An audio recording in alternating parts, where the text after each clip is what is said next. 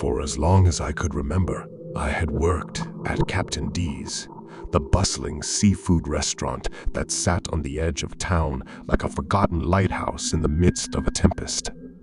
The salty breeze carried the tantalizing scent of fried fish through the air, enticing customers to venture into its dimly lit interior, where the mysteries of the sea mingled with the secrets of the land. I'd been working there for years, slinging baskets of hush puppies and dropping code fillets into the bubbling fryers. My coworkers had come and gone, but I had remained, navigating the murky waters of a job that paid just enough to keep me afloat. It was a warm summer evening when the first strange occurrence happened. The restaurant had just closed, and I was alone, tasked with the grim job of cleaning the grease-stained floors and emptying the trash bins. As I scraped a congealed mass of tartar sauce from the floor, I heard a whisper. Startled, I looked around, thinking one of my coworkers had lingered behind to prank me. But the restaurant was empty, except for me. The whisper came again, soft and low, like the rustling of leaves in a graveyard. Help me. I froze, my heart pounding in my chest. The voice was faint, almost drowned out by the distant hum of the refrigerators. I strained my ears, trying to locate the source. Hello, is anyone there? I called out. Silence. I shook my head, chalking it up to fatigue and the creaking of an old building. Over the next few weeks, the whispers persisted. They always came when I was alone, as if the restaurant itself had secrets it wanted to share only with me. Help me, they would say, and I would be left with a chilling sense of unease. As the whispers grew more insistent, so did the strange occurrences. Plates and utensils would move on their own, sliding across the greasy countertops when no one was looking. Lights flickered, casting eerie shadows that danced along the walls. I'd find chairs overturned, as if someone had just vacated them in haste. One night, while I was mopping the floors, I heard a crash in the kitchen. I rushed in, expecting to find a mess of shattered dishes. Instead, I found the fryer hissing and spitting, oil splattering in all directions. It had turned on by itself, the temperature dial cranked up to the max. I hurriedly turned it off, my heart racing. It was as if some unseen force was toying with me, playing a dangerous game. I couldn't keep the strange happenings to myself any longer.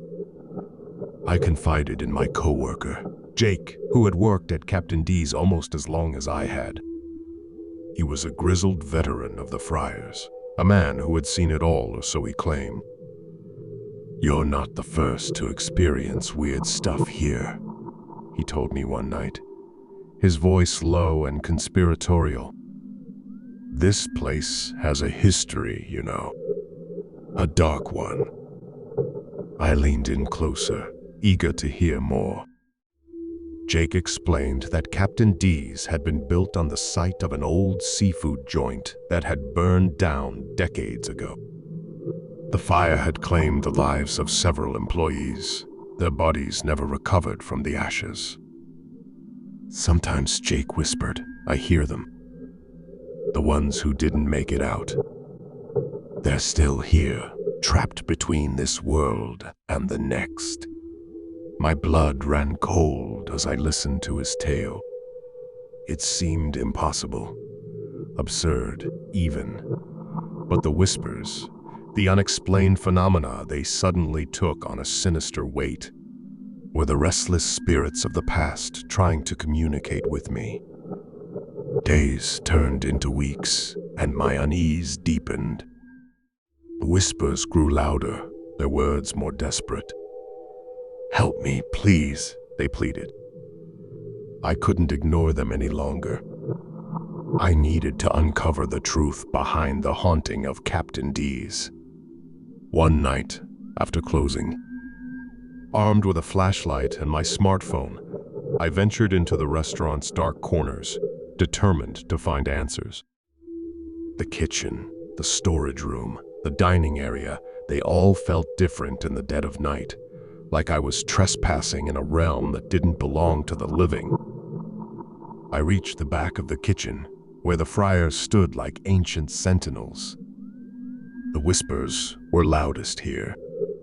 The friars themselves seemed to hum with an otherworldly energy. I shone my flashlight around, searching for any sign of the supernatural. That's when I noticed it, a framed photograph hanging on the wall, obscured by years of grease and grime. It depicted a group of young employees, their faces frozen in time. I recognized Jake among them, a much younger version of the man I knew. As I examined the photo, the whispers crescendoed, almost drowning out my own thoughts. Then I saw her, a young woman with fiery red hair, her eyes filled with laughter. She stood beside Jake, and a pang of recognition hit me. The woman in the photo looked exactly like one of the voices that had been pleading for help. Without thinking, I reached out and wiped away the layer of grease that had obscured the woman's face. Her name was Sarah, and she had been a server at Captain D's. According to Jake, she had been one of the victims of the fire all those years ago. With a sense of urgency, I pulled out my phone and searched for Sarah's name. I found an old news article about the fire that had destroyed the previous restaurant on this site. It mentioned the names of the employees who had perished, and sure enough, Sarah was among them. My heart raced as I realized the truth. Sarah's spirit, and likely others, were trapped within the confines of Captain D's, unable to find peace. The whispers were their desperate cries for help, their yearning to be released from this earthly purgatory. Determined to free them, I began researching ways to perform a proper ritual to lay their souls to rest. I collected the necessary supplies, salt, sage, and candles, and recruited Jake to help me. He was hesitant, but ultimately agreed, knowing that the strange occurrences at the restaurant had become too unsettling to ignore. Late one night, with the restaurant empty, we gathered in the kitchen. The friars hummed ominously, but we pressed on. I lit the sage and began to cleanse the space, reciting the incantations I had found in my research. The air grew thick with tension as we worked to bridge the gap between the living and the dead. As the ritual reached its climax, a powerful gust of wind swept through the kitchen, extinguishing our candles. Darkness enveloped us, and the friars fell silent. For a moment, it felt as if time itself had stopped. Then, in the blackness, I heard a single voice, clear and strong. "Thank you," it said, and I knew it was Sarah's. With a sense of relief and closure, we left the kitchen, leaving behind the oppressive atmosphere that had plagued Captain D's for so long. The whispers were gone, and the restaurant felt different, lighter somehow. In the days that followed, Captain D's seemed to regain some of its former charm. The mysterious occurrences ceased, and the restaurant began to thrive as customers returned without the shadow of fear that had hung over it for years. Jake and I never spoke of that night again, and we continued to work at Captain D's, though we both knew that we had experienced something beyond explanation. We had confronted the lingering spirits of the past, and, in doing so, had given them the release they so desperately sought. Captain D's had always been a place of secrets, but now, as I looked out at the bustling dining area, I couldn't help but feel that some of those secrets had been put to rest, forever hidden. Beneath the surface was like those ghosts of the past finally at peace in the depths of the ocean.